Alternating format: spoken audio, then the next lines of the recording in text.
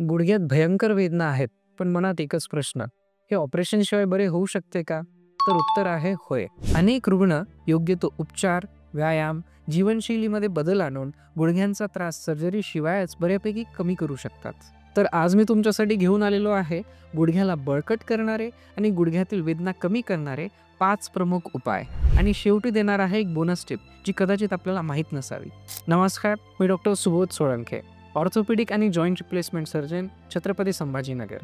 गुडघेदुखी ही फक्त वयाशी जुळलेली समस्या नाही आहे.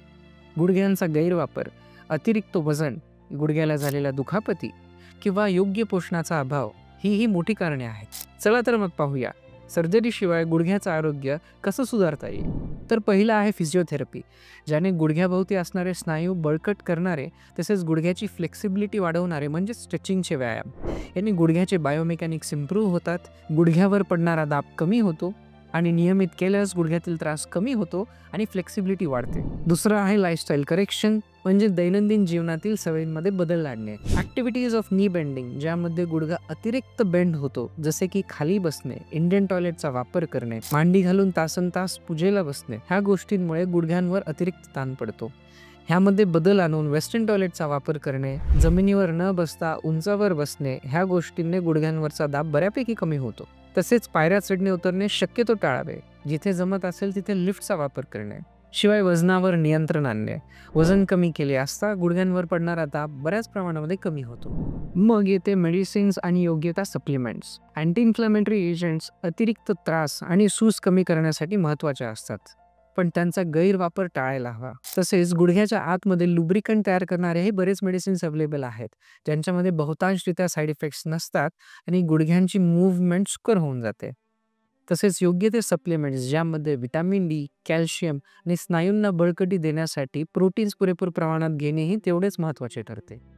तसेच पोषक आहार, ज्यामध्ये व्हिटॅमिन डी, कॅल्शियम, प्रोटीन्स ह्या सप्लिमेंट्स गुडघ्यांना तसेच त्यांच्या अवतीभोवती असणाऱ्या स्नायूंना बळकट करण्यासाठी महत्त्वाचे असतात. चौथं आहे पेन मॅनेजमेंट किंवा लुब्रिकंट असणारे इंजेक्शन्स. तर आपल्याला गुडघ्याच्या आतमध्ये स्टिरॉइड किंवा लुब्रिकंट, ज्याला आपण हायलोरोनिक ॲसिड म्हणतो, त्यांचे इंजेक्शन्स काही प्रमाणामध्ये उपयोगी ठरू शकतात. ह्यामुळे गुडघ्यांमध्ये असणारी अतिरिक्त सूज कमी होते, गुडघ्यामध्ये लुब्रिकेशन वाढते आणि तात्पुरताच का होईना पण महत्त्वाचा आराम मिळतो. तर शेवटी येते आईस किंवा हॉट फर्मेंटेशन. सूज अति जास्त असल्यास, गुडघ्यामध्ये गरमपणा जाणवत असल्यास आईस पॅक्स गुडघ्यातली सूज आणि ठणक कमी करण्यासाठी कारगर ठरते. पण क्रॉनिक म्हणजेच लांबच्या त्रासामध्ये स्टिफनेस जाणवत असल्यास हॉट फर्मेंटेशन स्टिफनेस कमी करून लवचिकता वाढवण्यासाठी खूप कारगर ठरते. तर आता वळूया बोनस टिपकडे. तर मित्रांनो, एकाच पोझिशनमध्ये तासनतास बसून राहिल्याने गुडघ्यांच्या आतमध्ये स्टिफनेस वाढते. ते कमी करण्यासाठी आपल्या वर्कप्लेसला तसेच घरी एकाच पोझिशनमध्ये सतत बसून न राहता वारंवार ब्रेक्स घेणे, उठून गुडघ्यांना हालचाल तसेच स्ट्रेचेस देणे खूप महत्त्वाचे ठरते. तर लक्षात ठेवा, सर्जरी हा शेवटचा पर्याय आहे. त्या अगोदर ह्या 5 स्टेप्स फॉलो करून आपल्याला बऱ्यापैकी प्रमाणामध्ये त्रास कमी करता येतो.